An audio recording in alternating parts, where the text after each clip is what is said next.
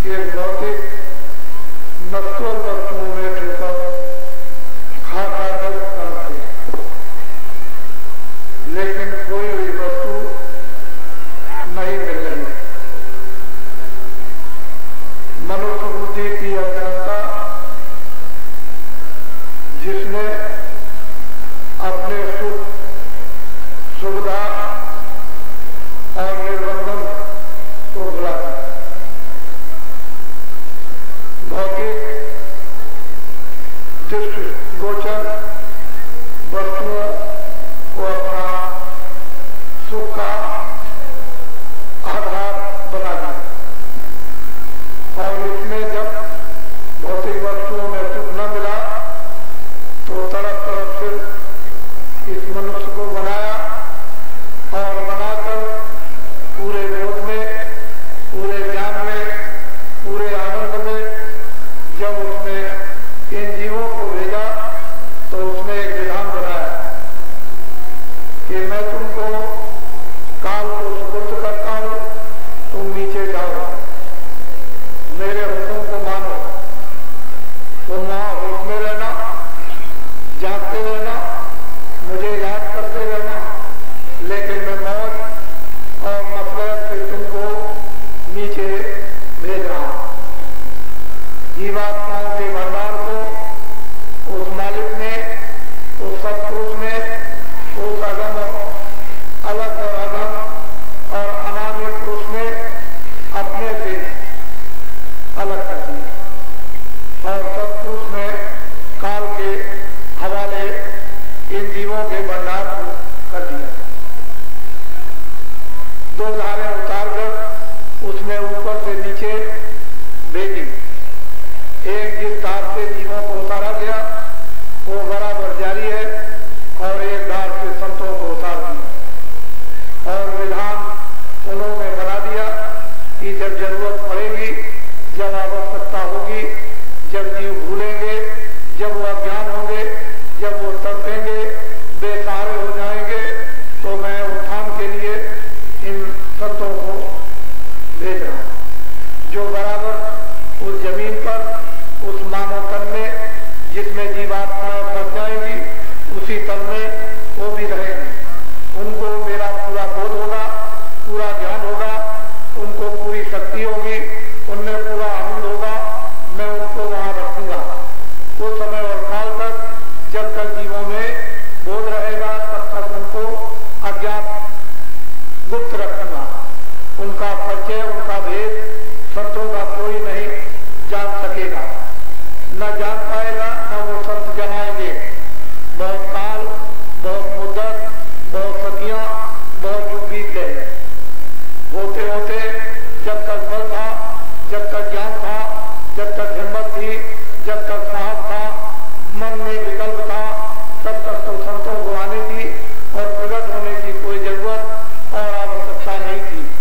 उसने ऊंची और नीची श्रेणियों को बना रखा है, और वहां आप जाने के लिए कोशिश करते रहते थे। लेकिन अब इस समय पर, वर्तमान समय में, इस कलयुग में निम्न दर्जे का एक स्थान प्राप्त हो गया, जिसमें अज्ञानता आ गई, मन में दुर्बलता आ गई, शरीर कमजोर हो गया, अनेक विखादों और बुराइयों से खून भर गया। इस समय जीव बेचैन और निराश होने लगे, और कोई भी सहारा उनको दिखाई नहीं देता। उसी मालिक ने, जो यहाँ पर उन्होंने अपनी धार को भेजा था संत बोध में, उनको आदेश मिला कि अब जीवों का जागरण करो, इनको जगाओ, इनको बल दो, इनको हिम्मत दो, इनको ताकत दो, इनको रास्ता दो, इनको विश्वास दो, इनमें प्रेम और प्रतीत दो, इनमें तड़प पैदा करो, इनमें जिज्ञासा पैदा करो। संत पधारे, बहुत काम किया, मेहनत की,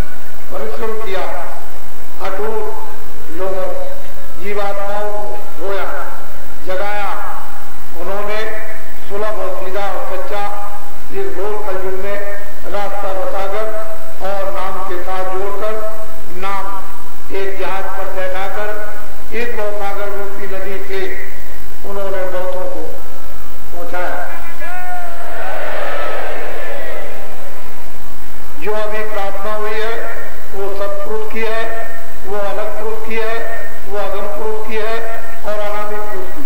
नीचे की प्रार्थना नहीं है, न वो महाकाल की है, न वो पारब्रह्म की है, न वो ब्रह्म की है, न वो ईश्वर की है, नीचे न ब्रह्मा विष्णु महादेव की। ये प्रार्थना जो आपने अभी सुनी है ये सब ऊपर की प्रार्थना। उसके रोम रोम में कितना सत्पुरुष के प्रकाश है, रोम रोम में कितना अलग पुरुष के प्रकाश है, रोम रोम में कितना अगम पुरुष के प्रकाश है और रोम रोम में कितना अनादि पुरुष के प्रकाश। इसका वर्णन न जबान से हो सकता है, न लेखनी से हो सकता है, न उसके लिए कागज बन सकता है, न समुद्र की स्याही पर्याप्त है, न बंगाए के पत्ते ही लिखने के लिए पर्याप्त है। वो अर्वचनीय है, वो अखंड है, वो पता नहीं जा सकता।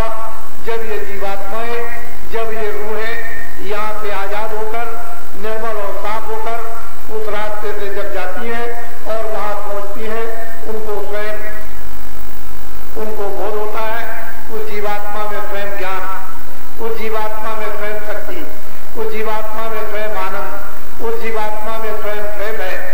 और जब उसमें वो पहुंच जाती है तो वो समुद्र हो जाती। इन जीवात्माओं की जो मानवपन में उनकी ये शक्ति और शक्ति थी, लेकिन दूर दराज होने के कारण ज्यों ज्यों मलिन धार से उतर करके और इस तन में आकर दोनों आंखों के पीछे बैठकर ये जीवात्मा यहाँ इंद्रियों के साथ इस मैल गंदगी कर्मों की पाप और पुण्य की जब इसने चढ़ा दी तो वो धार का संबंध टूट गया, विक्षेप हो गया।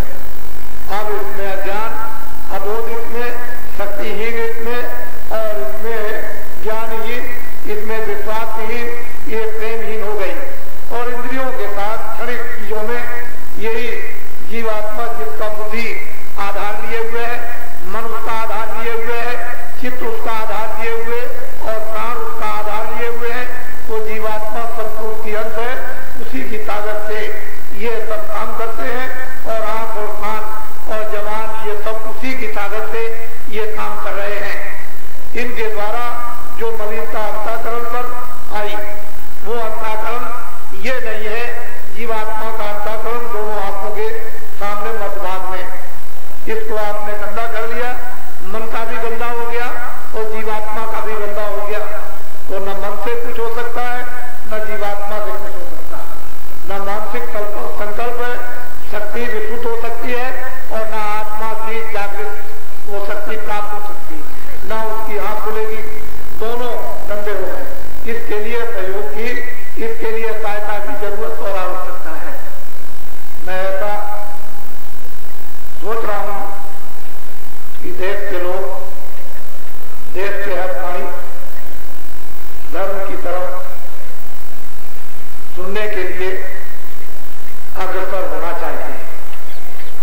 ये एक समुद्र था जो आपके सामने ये उमड़ता हुआ जो दिखाई दे रहा है, इन अलौकिक आध्यात्मिक उस ज्ञान और शक्ति को सुनने के लिए, जल मरण से मुक्त होने के लिए सभी लोग चाहते हैं कि जन्म मरण की महान अघोर और बचनीय पीड़ा से हम सर्वात के लिए छुटकारा पा जाए, ऐसी इच्छा। ये सब के सब अपनी कमाई पसीने की इतनी दूर दूर से चलकर और खर्चा करके आए। ये कोई ऐसे नहीं कि जिन्होंने खर्चा नहीं किया। यदि मुझको सुविधा यदि मिल जाए और जिस तरह लोगों को सुविधा मिलती है, इस जागरण के लिए, अध्यात्म ईश्वर संदेश सुनने के लिए, जीवन में जीवन मुक्त होने के लिए, अपनी आत्मा को जगाकर ज्ञान दृष्टि प्राप्त करने के लिए और अलौकिक दिव्य लोगों का दर्शन करने के लिए, यदि बाहर से हमको जरा भी सुविधा अगर मिल जाए सांसारिक, तो मैं 20 मील तक इस तरह से आदमी को छा दूं जैसे टिड्डी है। कुछ मिलेगा, कुछ मिलता है, मिलेगा, तैयारी करो। प्रेम बड़ी चीज है, कर्म बड़ी चीज है, जिसके लिए तड़पते हो, जिसके लिए प्रेम करते हो, वो भी तुमको देखता है। जब तुम में तड़प पैदा होती है, तुम व्याकुल होते हो, वो कहीं बैठा हो, तुम्हारी दृष्टि में अदृष्ट है, तुम्हारी दृष्टि में वो गुप्त है, लेकिन उसकी दृष्टि में तुम गुप्त नहीं हो, वो तुमको देख रहा है। तुम तड़पो तो तड़प के प्यार तो उससे करो जिन महापुरुषों के जरिए, जिन महापुरुषों के सहारे तड़पाया जाता है, उसके लिए प्रेम किया जाता है। अगर उसका काम तुम तड़प पैदा कर लो, तुम प्रेम उससे कर लो, तो प्रेम अनमोल चीज है, वो हीरे और जवाहरात उसके सामने कुछ नहीं। जब प्रेम दिल में आएगा, जब हृदय में जम जाएगा, जब तड़प पैदा होगी आत्मा में उस दर्शन के लिए, तो वो बैठ नहीं सकता। वो वहां से क्या करेगा? अनंत उसकी भुजाएं, अनंत उसके हाथ, बेगिनती उसके हाथ है, पता नहीं कौन सा हाथ तुमको पहुंचाकर और सेकंडों में उठा दे। इसमें कोई संदेह नहीं है। ये संसार तुम इसमें बहुत दिनों से बसे हुए हो, इसी को मांगते हो। हमको संसार चाहिए, हमको भौतिक वस्तुएं चाहिए। भौतिक वस्तुएं उतनी लो, भौतिक वस्तुओं की चाहना उतनी करो जिससे तुम और तुम्हारा परिवार अच्छी तरह से अपना निमित्त रोज का गुजारा करें। इतना अगर तुम उससे प्रार्थना करते रहो, मानते रहो, तो ये गुजारे के लिए चीज मिलती रहे। और रोज प्रारब्ध का जो आपका भाग बना हुआ उसके साथ बरकत छूट जाए, उस बरकत से तुम फलते फूलते रहो। लेकिन तड़प और प्रेम मालिक के दीदार दर्शन के लिए होना चाहिए। ये अगर तड़प और दीदार दर्शन के लिए जो समुद्र है वो अपने में से बूंद भी डाल दे तो न मालूम ये सारा संसार खराब हो जाए। उसके लिए प्रेमियों ने क्या करके नहीं दिखाया। जिनमें तड़प आई उन्होंने मुल्क पर, सारे देश पर, सारे देश की वस्तुओं पर खाक डाली। जिन्होंने खाक डाली, मालिक ने उन्होंने अपनी सर्वशक्ति सहारा देकर उनमें प्रेम पैदा किया। और जब प्रेम पैदा हो गया, प्रेम से प्रकट हुए मैं जाना, प्रेम से वो प्रकट साक्षात्कार यानी दिव्य नेत्र ज्ञान चक्षु द्वारा, शिव नेत्र के द्वारा, जो मानव मानव के अंदर शिव नेत्र है, लेकिन उसका तुम्हें विश्वास नहीं कि मेरे अंदर शिव नेत्र ज्ञान नेत्र ज्ञान चक्षु दिव्य दृष्टि है कि नहीं।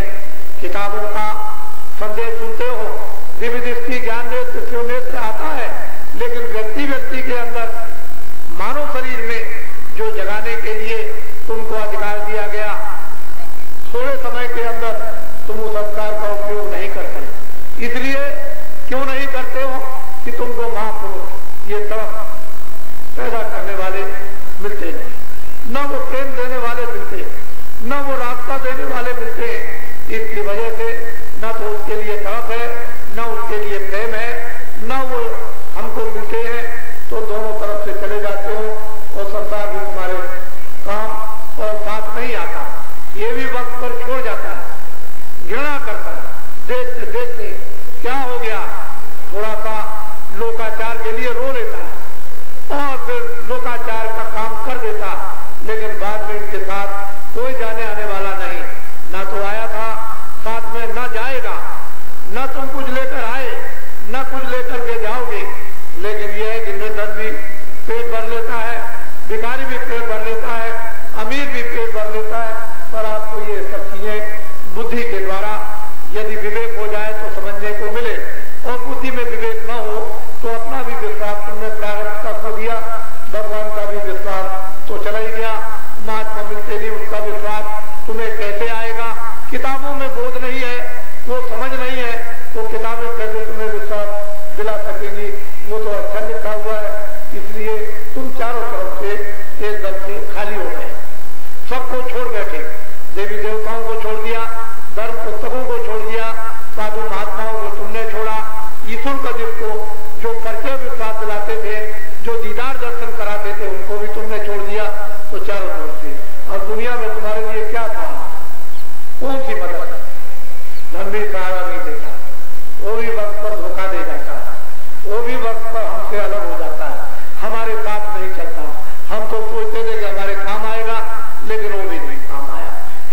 चीजों को बड़ी प्रकार से देखो और समझो ये प्रार्थना ऊपर के लोगों की, उन दिव्य पुरुषों की है जिनका जन्म मरण नहीं होता, जो यहाँ न कभी आए न वो कभी आएंगे, वो अपने स्थान पर रहते वहीं रहेंगे।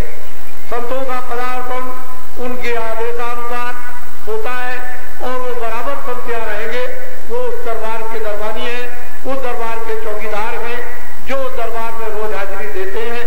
बिना उनके मिले हुए तुम उस दरबार में नहीं पहुंच सकते।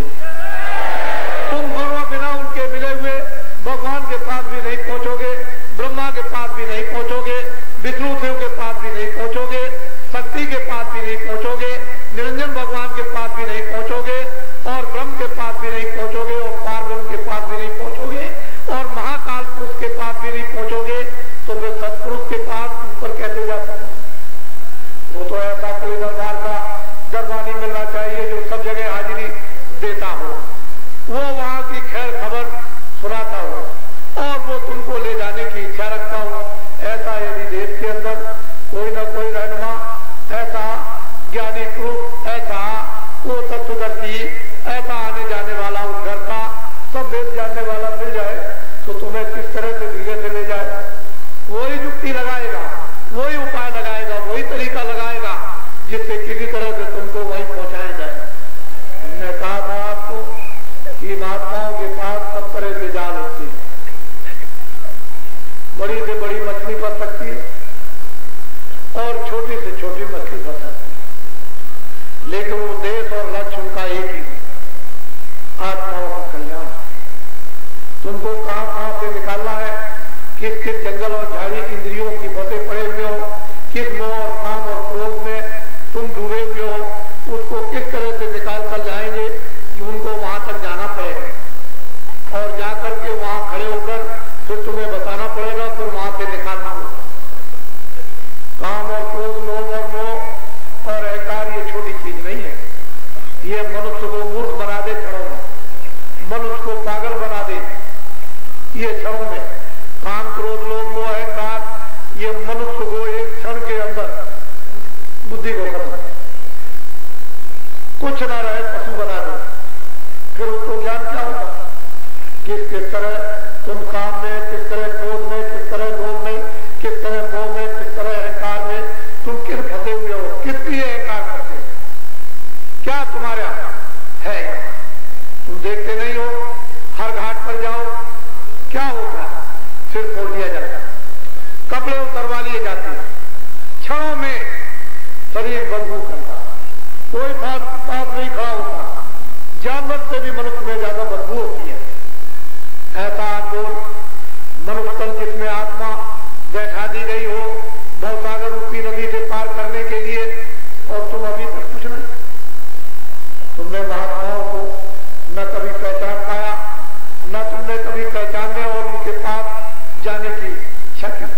वैसे सो रहे हो, आए हो अज्ञान में, अंधकार में, वैसे ही तुम रह रहे हो रोते चिल्लाते, और जाने का समय आ रहा तो वैसे ही तुम अज्ञान अंधकार में चले जाओ।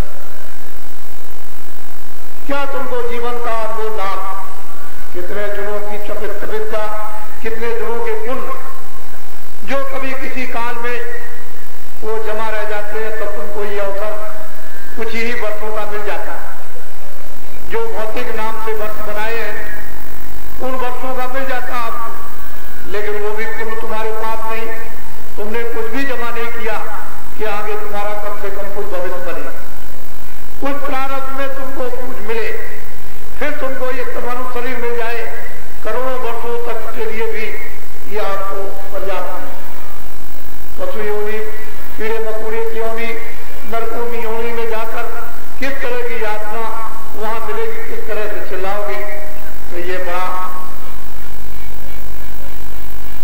ज्ञान का एक मार्ग, एक सुलभ और सीधा और सच्चा मैं आपको ये बताऊंगा कि अगर देश को सुखी मानव तन में आराम से रहना चाहते हो, वास्तव में निरोगी रहना चाहते हो, चिंता मुक्त रहना चाहते हो, आदर सम्मान सेवा चाहते हो, दया कुछ लाना चाहते हो,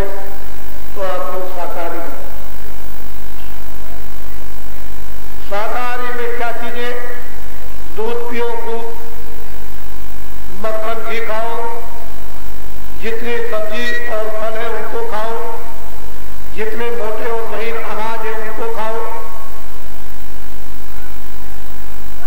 ये सब चीजें शाकाहार। इनके अतिरिक्त आपको अधिकार मानव कर्म में नहीं दिया गया। शाकाहार की व्याख्या ये, अच्छे कपड़े पहनो, मोटे महीन कपड़े पहनो, घर गृहस्थी आश्रम में खेती दुकान दफ्तर का काम करो, आए गए का सत्कार करो, बाल बच्चों की पहले सेवा करो। जीवन का अगर वास्तव में सुख चाहते हो और आत्म कल्याण चाहते हो तो आप महात्माओं से मिलो। वो सच्चा रास्ता सुलभ गृहस्थ आश्रम में सुगम आसान ऊंचा तुमको दे दे। तुम ये सब अपने दुनियावी सांसारिक पारिवारिक अपने फर्जों को, अपने कामों को, अपनी सेवाओं को करने के पश्चात जब रात को चारपाई में लेटो तो आधा घंटा, पौन घंटा, 15 मिनट मनुष्य रूपी मंदिर में बैठकर उस जीवात्मा से सच्चे भगवान का भजन, उसी से तुमको 15 मिनट में, आधे घंटे में, पौन घंटे में, 1 घंटे में पर्याप्त प्राप्ति होने लगेगी। आनंद तुमको मिलने लगेगा, ज्ञान दृष्टि जगने लगेगी, कानों के स्रोत खुलने लगेंगे, देववाणियां सुनने को मिलेगी। लेकिन शाकाहारी जीवन अगर नहीं अपनाते हो तो तुमने अभी कष्ट देखे नहीं है। किताबों में जरूर लिखा, लोगों ने व्याख्या जरूर की, लेकिन जब स्वयं पर बीतती है तब आदमी चिल्लाता है। अभी तुमने कष्ट देखे नहीं, इसलिए शाकाहारी बनो। मैंने कोई चीज आपके लिए मना नहीं की कि आप घी दूध अनाज फल फ्रूट और कपड़े छोड़ दो, लेकिन जो चीजें हैं हमारी रामायण में, हमारी गीता में, हमारे वेदों में, हमारे शास्त्रों में पर्याप्त भी मिलती है। दूसरा, पशु पंछी इत्यादि किसी भी जीव जंतु का मांस उसको खाओ। ये मोटी 2 बातें। तुम गृहस्थ आश्रम में रहते हो, जब तुम्हारे बच्चे पर कोई बात गुजरती है, तुम्हारी देवी पर, तुम्हारे पति पर, तो फिर तुम क्या सोचते हो? जब तुम गृहस्थ आश्रम में रह करके तुम दया नहीं करोगे, मैं ये नहीं कहता हूं कि बैल को छड़ी मत मारो, उसको शिक्षा देने के लिए, चलाने के लिए छड़ी मारो, लेकिन बैल को भी छड़ी मार करके प्यार तो तुम्हारे काम आएगा। चारा पानी दो, तुम्हारे काम आएगा। तो हृदय में दया तो होनी चाहिए। कितनी दया होनी चाहिए कि माँ अपने बच्चे को मार देती है और बाद में फिर प्यार फिर रोटी भी देती है, प्यार भी करती है। तो जो शिक्षा के लिए उसने ये काम किया था, वो बच्चा उस प्यार में वो भूल जाता और उसे शिक्षा मिल जाती। ये नहीं है कि आप किसी को मार दो। ये तकलीफें, ये बीमारियां, ये परेशानियां, ये तमाम आतंक, ये तमाम दुर्व्यवस्थाएं, ये सब आपके कर्मों से आए। दूसरे के ऊपर में कोई चीज मरो मत। एक शराब और दूसरा मां, इसको मत खाओ। और डकैती और चोरी हमारे घर घर में मना। अगर चोर के या डकैत के या डकैती पड़ जाए तो वो भी ये कहेगा कि बहुत बुरा है। दूसरे के यहां वो काम करेगा तो अच्छा किया, लेकिन उसके यहां हो जाएगा तो बुरा किया, वो भी बुरा मानता। डकैत और चोर भी बुरा मानता है कि बुरा था। तो फिर जो बुरा है वो बुरा ही, जो अच्छा है वो अच्छा। इसलिए अच्छे बुरे को, जो मोटी चीजें हैं ऊपर जब अमल करने लगोगे तो छोटे मोटे पतझड़, जब समय आएगा तो जैसे पतझड़ होता है, पेड़ों से पत्तियां गिर जाती हैं और पेड़ खाली हो जाते हैं, ऐसे ही मनुष्य धीरे धीरे पत्थरों की तरह से बुराइयां झड़ने लगेंगी और बिल्कुल एकदम खाली हो जाएगा। और नई कंप्लेन, नई श्रद्धा, नया विचार, नया ज्ञान, नई दृष्टि, नया बोलना, नया सेवा करना, नया आदर करना, सब चीजें नई आएंगी। आप क्यों कहते हो कि ये बदल गया, इसने सब काम छोड़ दिया? ये क्यों कहते हो कि भक्त हो गया? ये आप क्यों कहते हो भजन करने लगा? ये क्यों कहते हो कि अच्छा बोलता? इससे ये कि पहले वो ये काम करता था, लेकिन धीरे धीरे धीरे धीरे धीरे धीरे जब पतझड़ का समय आया तो पतझड़ हो गया, सब पत्ते बच्चे गिर गए और नई चीजें उसके अंदर आ गई। वो सज्जन मालूम होने लगा, भक्त मालूम होने लगा, ज्ञानी मालूम होने लगा, दयावान मालूम होने लगा। अब उसका परिचय आपको मिलने लगा। आदमी अपने ही गिर जाता और अपने ही से बन जाता, अपने ही से गिर जाता, अपने ही से खड़ा हो जाता। लेकिन ये उसके लिए कोई ना कोई सहारा चाहिए। पेड़ को थोड़ा सा पानी चाहिए, क्योंकि पौधा है, पानी नहीं मिलेगा सूख जाएगा। पानी मिल जाएगा उसको, एक तारा मिल जाएगा, हरा भरा। ऐसे ही मनुष्य को महात्माओं की संगत का, वचनों का जल उसे मिलना चाहिए, वो हरा भरा। बुराई का पतझड़ हो जाएगा, हरा भरा हो जाएगा, अच्छाई उसमें प्रवेश हो जाएगी। यही वस्तु इसी के लिए परिश्रम और मेहनत महात्माओं को करनी पड़ती थी। तो मैं आपको 10 मिनट में नामदान दिए देता हूँ। नए और पुराने जो भी यहाँ उपस्थित हैं वो धीरे से सब लोग एक साथ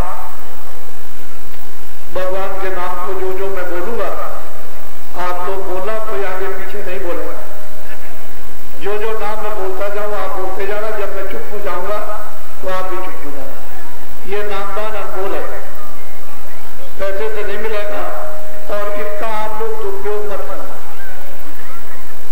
इस नामदान को लेकर के किसी को बताना नहीं। अगर तुमने किसी को बताया तो उसका पाप एक बार भी तुम्हारे ऊपर आएगा, तो तुम 1000 गुने ज्यादा दब जाओगे। इसलिए ये जो मालिक का जो गुप्त राज होता है वो तुम्हें बताने का, कहने का अधिकार नहीं होता। जो बताया जाए उसको कमाई करने का अधिकार है, मेहनत करने का अधिकार है, रियाज करने का अधिकार है।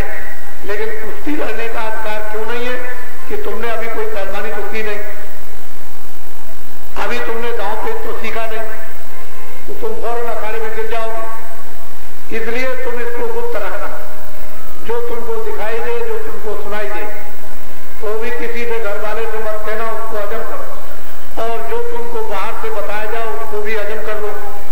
किसी से मत कहो ये शिक्षा है, ये मंत्र है, ये नामदान है, ये उपदेश है। ये मालिक का सच्चा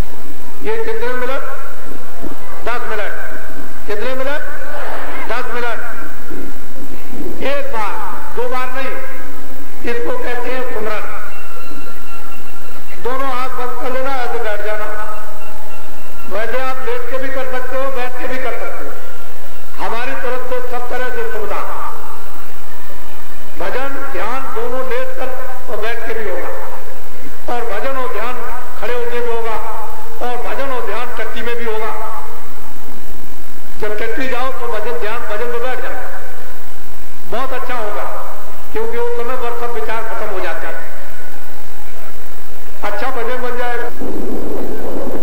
ये कुल 8 माला होती है।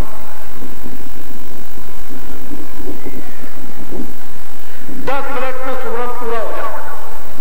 अब आपको ये ध्यान रखना पड़ेगा कि जिसका नाम लेना उसके चेहरे को, उसके रूप को याद करना। जब उसके रूप को याद करोगे नाम लेते लेते, जब तक पूरी माला 108 गाने की खत्म ना हो तब तक बराबर नाम लो, उसके रूप को याद करो। रूप को याद करोगे तो दरवाजा जल्दी खोल देगा, और रूप को याद नहीं करोगे, केवल नाम लोगे तो जल्दी दरवाजा नहीं खोलेगा। इस बात का ध्यान रखना। जब आप सुमरन करोगे, नाम लोगे, रूप को याद करोगे, और जब भी 24 घंटे में लेट के बैठ के जब आप भजन करोगे तो सुनाई देने लगेगा, कान खुल जाए। जब आप ध्यान को बैठोगे, ध्यान करोगे, यानी देखोगे अंदर में, तो आंख खुल जाएगी। तो आपको ये मालूम होगा कि मैंने सच्चा सुमरन सही सही किया, उसका फल मुझको मालिक ने ये दिया है कि कानों से सुनाई और आंख से दिखाई। तो जब देखने को भी मिलेगा, सुनने को भी मिलेगा, धोखा नहीं होगा। ये धोखा नहीं, लेकिन मेहनत थोड़ी आप करो, थोड़ी मेहनत हम और थोड़ी मेहनत मालिक करें। अब तीनों अलग अलग हो गए, आप अलग हो गए, हम अलग हो गए, मालिक नहीं। अब तीनों का चाहिए, तुम्हारा भी काम चाहिए, जो बताता है उसकी भी मेहनत चाहिए, और मालिक की दया। कुछ तुम मेहनत करो और हम करें, और कुछ उसकी दया हो तो काम कीजिए। ये आप आज जो सत्संगी हैं, जो आपके साथ आए हैं या जो आपको समझा के ले आए हैं, उससे आज आप इनको नोट करें और फिर रात को रह करके याद बैठ जाए। और फिर यहाँ पर आप अभी तो 19 तारीख कल 20 है, और 20 और 21 की रात को भंडारा, तभी तो आप उपस्थित है। तब तक आप याद भी कर लेंगे और धीरे से सुमरन की क्रिया, ध्यान और भजन की भी समझ जाएंगे और कुछ लाभ भी मिलने लगेगा। इसको कहते हैं नाम। ये मालिक का सच्चा आंतरिक जीवात्माओं का गुण ये है, ये वेद है। ये दुनिया में भटक करके आओ लेकिन मिलता है। लोग इसको जानते नहीं है, क्योंकि उनको मालूम कुछ है, किताबों से कोई बता नहीं सकते, तो दोनों ने देखा है। और किताबें महात्माओं ने बनाई, किताबों ने महात्मा नहीं बनाई। महात्माओं को किताबों की इसलिए इज्जत है कि वो सत्पुरुषों की वाणी है, इसलिए उन किताबों की तुलना से इज्जत। लेकिन ये मत कहना कभी कि किताबों ने महात्माओं को बनाया। महात्माओं ने, महान आत्माओं ने किताबों को बनाया। जब राम नहीं थे या कृष्ण नहीं थे तो गीता नहीं, ब्रह्मा नहीं थे तो वेद नहीं। अरे भाई, जब आए तभी तो उन्होंने बनाया। तो ऐसा कभी मत समझना, ये समझना कि ये सब चीजें महात्मा बनाते हैं। लेकिन इज्जत इसलिए कि वो एक है, इज्जत इसलिए कि रास्ता एक है, वेद एक है, वो अर्वचनीय, उसको कोई काट नहीं सकता। इसलिए सबको उसकी इज्जत करनी है, सबको सम्मान करना, सिर माथे रखना, क्योंकि वो तो वचन है, वो तो कलाम है, वो तो शब्द है, वो तो सत्य है, उसको कोई काट नहीं सकता। इसलिए वही वचन है, वो सत्य है, वो जो भी आएगा उनको कहेगा, इसलिए वो सिर माथा। लेकिन ये समझ लो कि किताबें आपको कुछ दे देंगी, किताबें कुछ नहीं देंगी। जब महात्माओं से मिल जाएगा तो किताबों से पूरा सहारा हो जाएगा, फिर किताबें समझ में आएगी। जब समझ में आएगी तो उनका भी विश्वास हो जाएगा,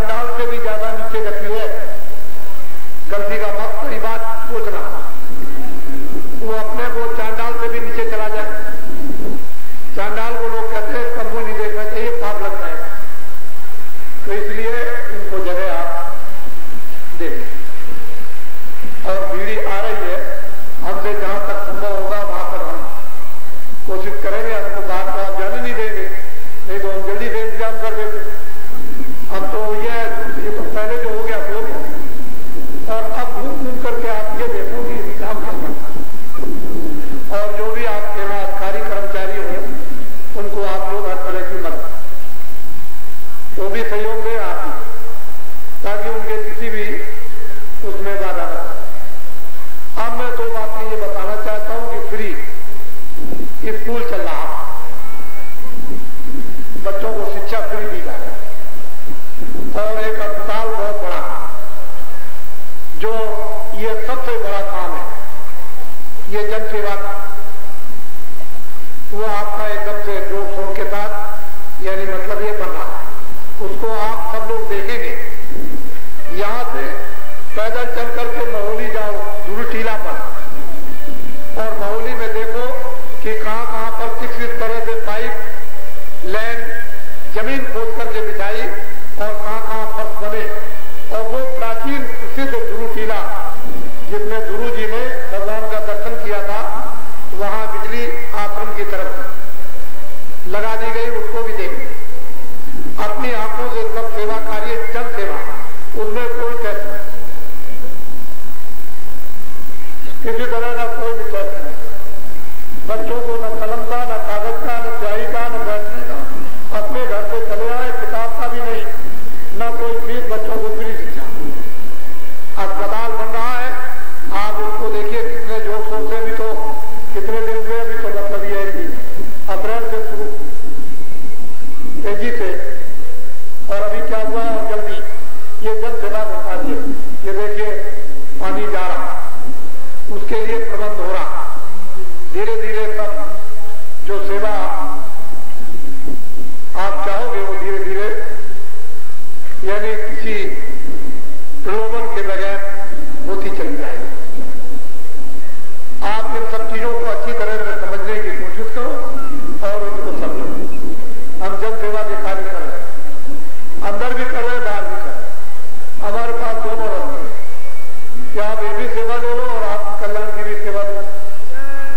हम दोनों तरफ से तैयार हैं, लेकिन जब तुमने नहीं समझा, हम कोशिश कर रहे थे, जब नहीं समझा कि बाबा जी कुछ नहीं करते हैं तो चलो यही करते। जब आपने समझा कि गंगा जमुना नहीं मानते, मंदिर और मस्जिद को नहीं मानते, तो ऐसा जन्म कराया अयोध्या में, अहमदाबाद और काशी में, जो अभी तक लोग कहते हैं ऐसा वही नहीं। अरे हम सबको मानते हैं, जो मालिक को मानता है, जो प्रभु को मानता है, जो ईश्वर को मानता है, जो देवी देवता को मानता है, वो सबको मानता है और सबको मनाएगा, लेकिन उसका तौर और तरीका, समय काल अलग अलग। आप जैसा समय उसके तरीके अलग। चीज है, सूरज को इधर से ले जाकर के जंगल के सामने खड़ा कर दो, या उधर से कर दो, या पेड़ काट के सामने खड़ा कर दो, वो तरीके हैं।